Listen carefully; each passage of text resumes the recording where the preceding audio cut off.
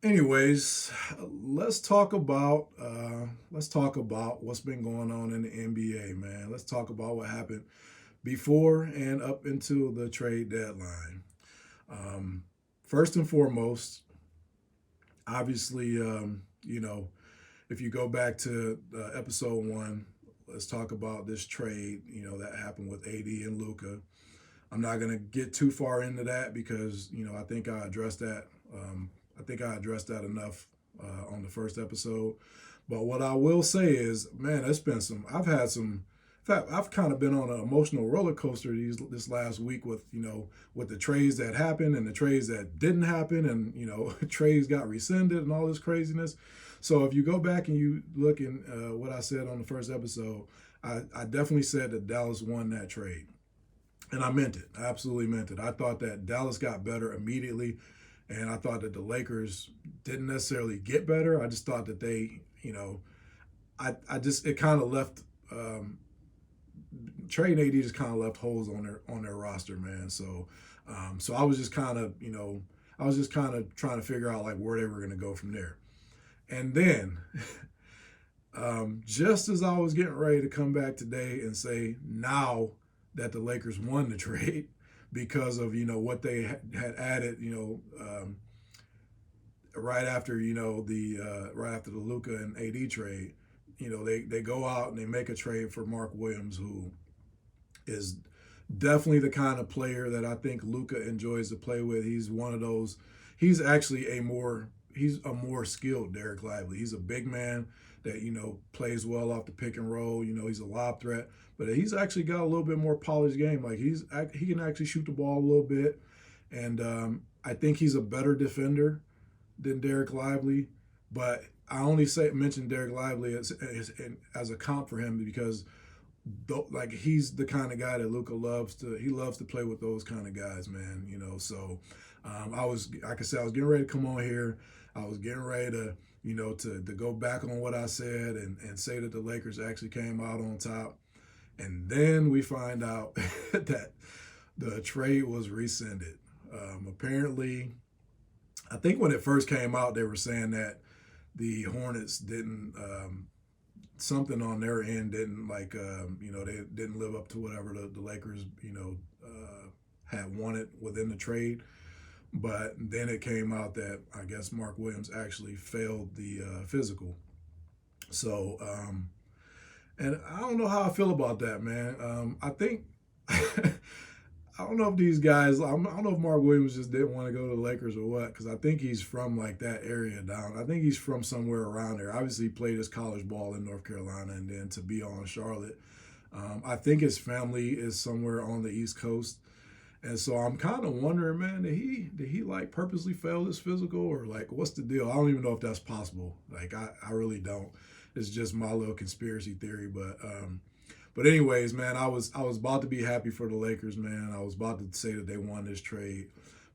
When you factor in everything, like I would have then like basically made like an all encompassing, like I would have taken everything that they had done and put it all together as like one massive trade. So it would have basically been like you traded AD, Max Christie, Dalton Connect, Cam Reddish, and the picks for Luka Doncic and Mark Williams, which to me that trade made way more sense than just the individual trade that happened between Luca and AD.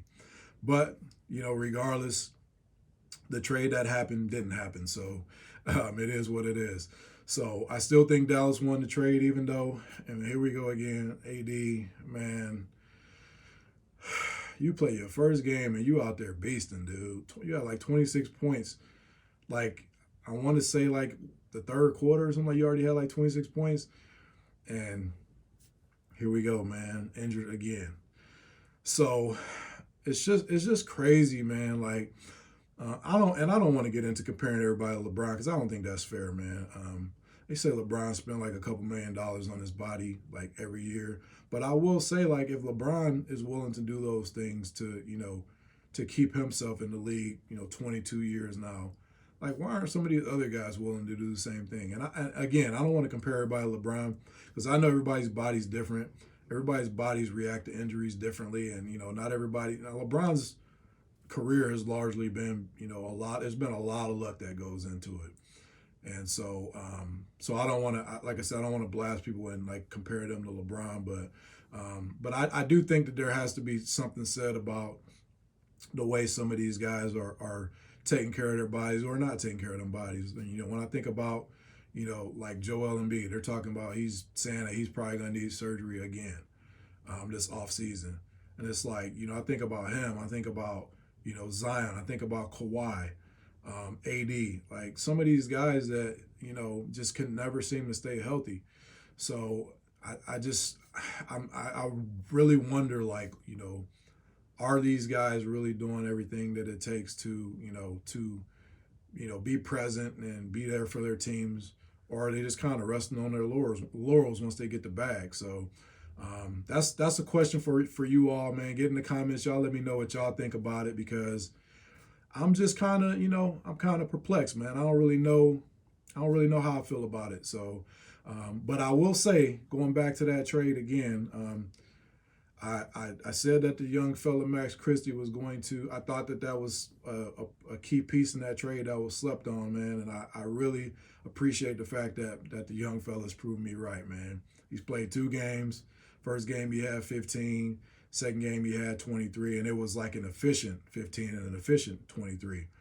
And I'm gonna throw something out there. Y'all let me know what y'all think about it. But it's really, really hard to come to a team that has one of the best players to ever play the game and not feel some level of, like, just, I don't know if stress is the word, but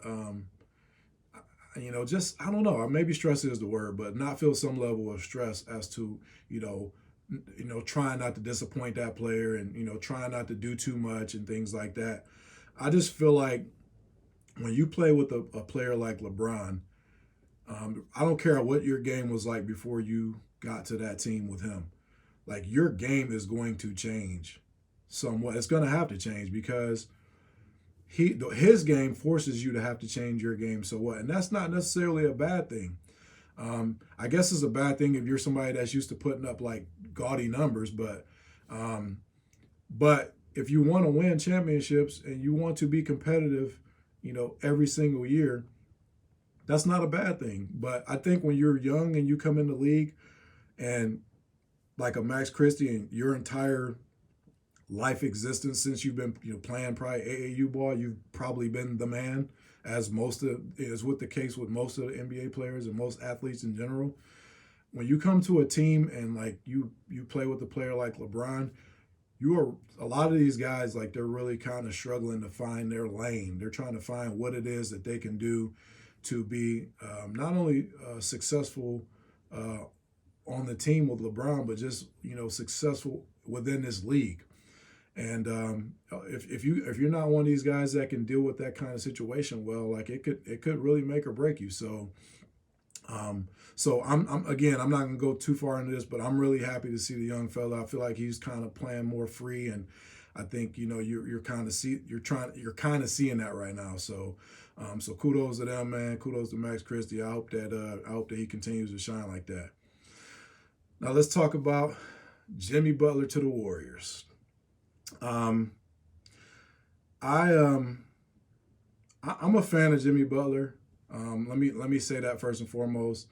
But I do think that Jimmy Butler, and I want to first and foremost, I want to say that Jimmy Butler to me has really, really, like, I think he's outplayed the talent in which he came to the NBA with, if that makes sense to you guys. If I could go back to whenever he was drafted, I always thought that he would be one of those guys that was like just a 3-and-D player, because he was a hard worker. He's always been a great defender. Not that he could shoot threes back then, but I just thought that that's what he would end up developing into, because I don't think he's ever particularly been a great 3-point shooter. But just if I'm going back to when he first came in the league, that's kind of what I was expecting him to be. So I want to just say first and foremost that he's truly like,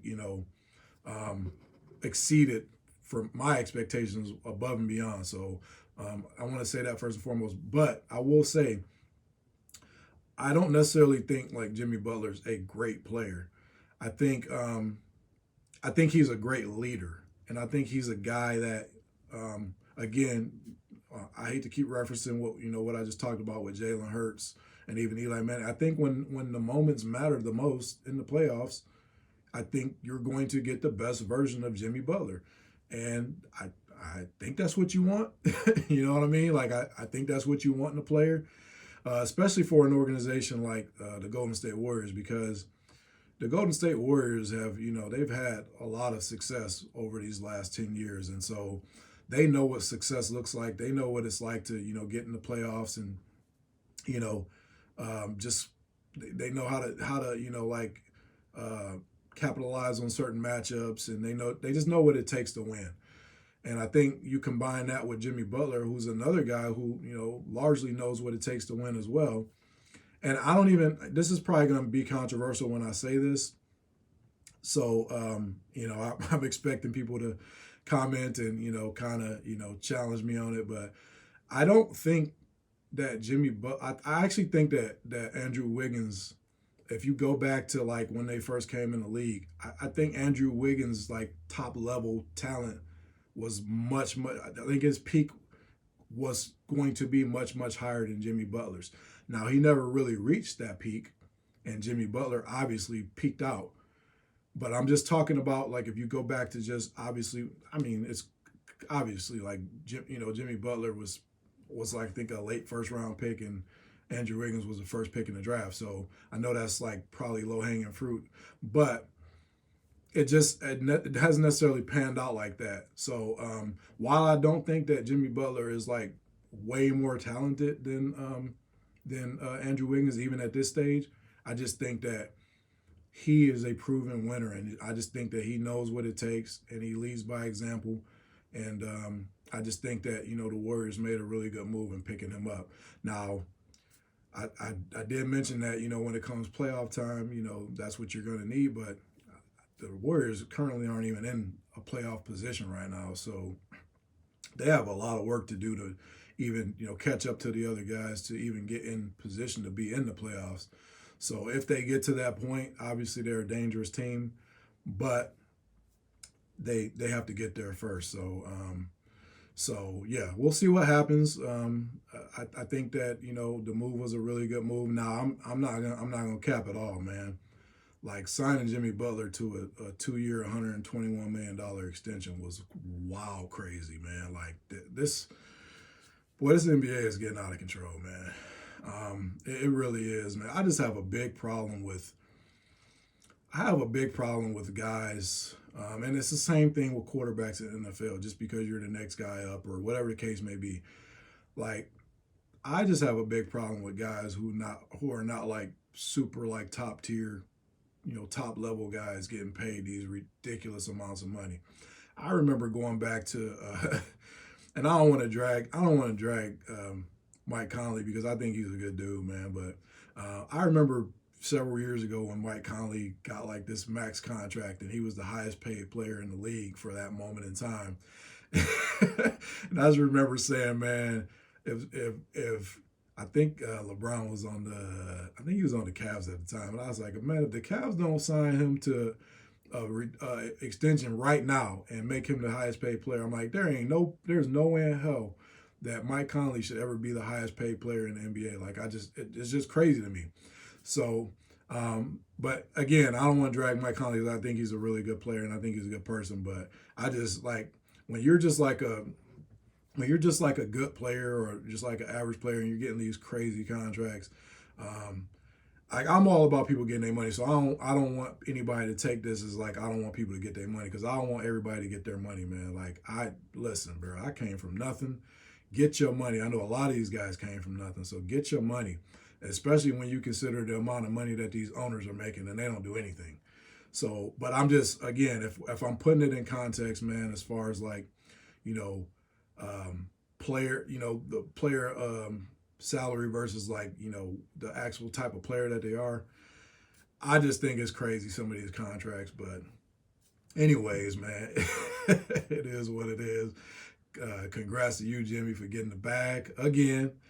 I will definitely say I think that this is probably the last big bag you're going to get, being already 35, 36 years old or whatever. So, but hey, man, you got the bag, and it is what it is. So do your thing. So, another trade that I was really, really excited about was the De'Aaron Fox to the San Antonio Spurs. I've always been a De'Aaron Fox fan, even going back to Kentucky. I really, really love the way he plays. He's not a great 3-point shooter right now. He's good, but his 3-point shot, even though I think it's dipped this year, but it's before this year it had been getting consistently better. But you want to talk about pure just speed and quickness, man. That dude is a blur. He might be the fastest player in the league, man, with the ball in his hands. So you pair that with Victor Wembanyama, and CP3, man. Let's just keep it 100, bro. Like, man, you got to come off the bench, bro. Like, you, man, I'm sorry, bro. You got to come off the bench, man. Like, the young fella Stephon Castle is just, he needs to be in the starting lineup, man. And I know Pop knows what he's doing, and I really truly believe that this was just like kind of how they wanted to start it. I don't think they want to immediately put Chris Paul on the bench once they got De'Aaron Fox. But but at some point, man, CP3, man, you got to go to the bench, bro. And it's not that you're playing bad or anything like that. It's not. I just think that De'Aaron Fox does everything that you do, but at a way higher level. He's way younger. He's just way more athletic. And I'm not saying that he's the exact passer that you are, because you're a generational passer. But I just feel like it would be a lot better lineup if you put Stephon Kessel in the starting lineup. Young athletic dude that's just great defender. Again, another one of these wiry guys that I just think the sky's the limit for. But I was really happy with this trade. I watched the first game that they played, and I think it was against the Hawks, yeah. And you could definitely see there was, excuse me, you could definitely see that there was a little bit of like kind of them trying to figure each other out, which is obvious, man. You're gonna have that, when you move a player like De'Aaron Fox to a new team. Like, there's gonna be that time where you got to figure it out. But they obviously end up winning the game, and so I really think that combination of him and Victor, man, I think the sky's the limit for those guys, and I'm excited to see it, man. I'm excited to see Pop get that that new level of rejuvenation, man. When he has this influx of new young guys, and Pop's always been one of the top coaches in the league, so. I'm looking forward to seeing him coach these guys up, and I want to see where these guys are going to be 3 to 5 years from now. So, great trade for San Antonio, and let's just kind of see how it pans out.